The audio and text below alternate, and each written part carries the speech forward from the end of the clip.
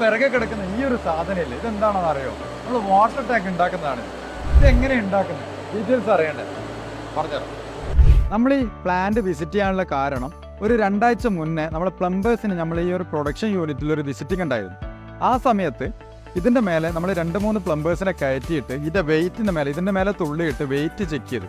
അപ്പോൾ അതിൻ്റെ ആ ഒരു ക്വാളിറ്റിയും ഇതൊക്കെ കണ്ടപ്പോൾ നമുക്കൊരാഗ്രഹം ഇതിൻ്റെ പ്രൊഡക്ഷൻ ഒന്ന് ഫോളോവേഴ്സിനെ കാണിക്കണം എന്നുള്ളത്. അതാണ് നമ്മളിപ്പോൾ ഈ വീഡിയോ എടുക്കാൻ ഇങ്ങോട്ട് വന്നിട്ടുള്ളത്. നമ്മളിപ്പോൾ ഉള്ളത് വെൽവർത്തിൻ്റെ പെരുമ്പാവൂരുള്ള പ്രൊഡക്ഷൻ യൂണിറ്റിലാണ്. ഒന്ന് വിശദീകരിക്കും. എന്താ ഒന്ന് തൊട്ട് നോക്കണോ? വേണ്ട, കാരണം നല്ല ചൂടാ. ഇത് നല്ല ചൂടുണ്ടാക്കി മെറ്റീരിയൽ ഉള്ളിലിട്ട് ഉരുക്കി എടുത്തിട്ടാണ് നമ്മൾ ടാങ്ക് ഉണ്ടാക്കുന്നത്. ഈ പൗഡറാണ് ഈ മോൾഡിനകത്ത് ഇട്ടിട്ട് ഉരുക്കിയിട്ടാണ് ടാങ്ക് മാറുന്നത്. ഈ പൗഡർ എങ്ങനെ ഉണ്ടാക്കാമെന്ന് ഈ മെഷീൻ കണ്ട് അറിയാൻ പറ്റും. ഈ ഹോപ്പറിലേക്ക് നമ്മൾ ഇതിൻ്റെ റോ മെറ്റീരിയൽ ഇടുന്നു.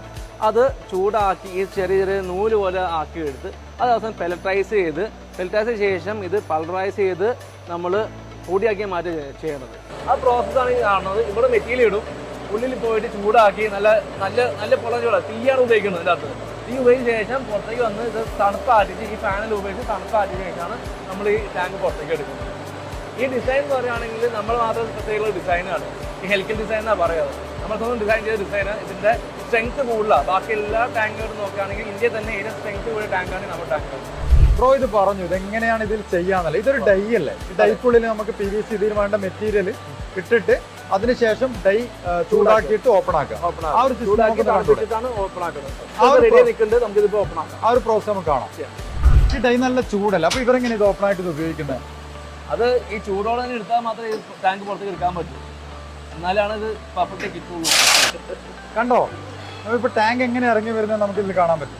ഈ ഡൈൻ്റെ ഉള്ളിലുള്ള ഈ ഒരു മെറ്റീരിയൽ നമുക്ക് ചൂടാക്കിയിട്ട് ഈ ഒരു ഡൈയിലേക്ക് സെറ്റ് ചെയ്തതിന് ശേഷം ഇത് നമുക്ക് റിട്ടേൺ എടുക്കും. തൊട്ട് നോക്കിയാൽ നമുക്ക് മനസ്സിലാവും ഇതിന്റെ ചൂട്. അതിനിപ്പോ ഈ ടാങ്ക് നമ്മൾ ഇറക്കി കഴിഞ്ഞാൽ ഇനി എന്നാ ഇതിനടുത്ത നെക്സ്റ്റ് പ്രൊസീജിയർ? ഇനി ഇതിന്റെ ഫിനിഷിംഗ് പ്രോസസ്സാണ്. അത് ഇപ്പൊ ഉള്ളിൽ കാണുന്ന ഈ സാധനങ്ങൾ ഇത് ക്ലിയർ ആക്കും. സൈഡിൽ കൊണ്ടുവന്ന ബറകൾ ഇതെല്ലാം ക്ലിയർ ആക്കിയ ശേഷം സ്റ്റിക്കർ ഒട്ടിച്ച് സാധനം കയറ്റി പോകും. വെള്ള ടാങ്ക് ആണെങ്കിൽ റാപ്പറും ചുറ്റി പോകും. ടാങ്കിന്റെ ഒരു പ്രത്യേകത അന്ന് നമ്മൾ നോക്കി, ഇതിന്റെ മേലെ നമ്മൾ 3ഓളം ആൾക്കാർ കയറിയിട്ട് തുള്ളിയിട്ടും ഇത് അനങ്ങിയിട്ടില്ല.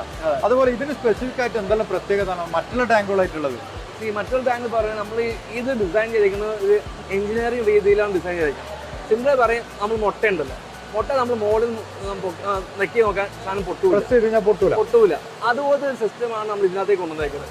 മേലെ തരുന്ന ലോഡ് മൊത്തം ഇതിനകത്ത് മൊത്തം ഡിസ്ട്രിബ്യൂട്ട് ചെയ്യുവാണ് രീതിയിലാണ് ഡിസൈൻ ചെയ്തിരിക്കുന്നത്. അതിനകത്ത് കുറച്ച് ഹെൽപ്പാണ് ഈ ഹെലിക്കൽ റിപ്സ് കൊടുത്തേക്കുന്നത്. ഈ ഹെലിക്കൽ റിപ്സും ഈ ഷേപ്പും അതുകൊണ്ട് തന്നെയാണ് ഇത്ര സോളിഡ് ആയിട്ട് ഈ ടാങ്ക് ഇരിക്കാൻ കാരണം.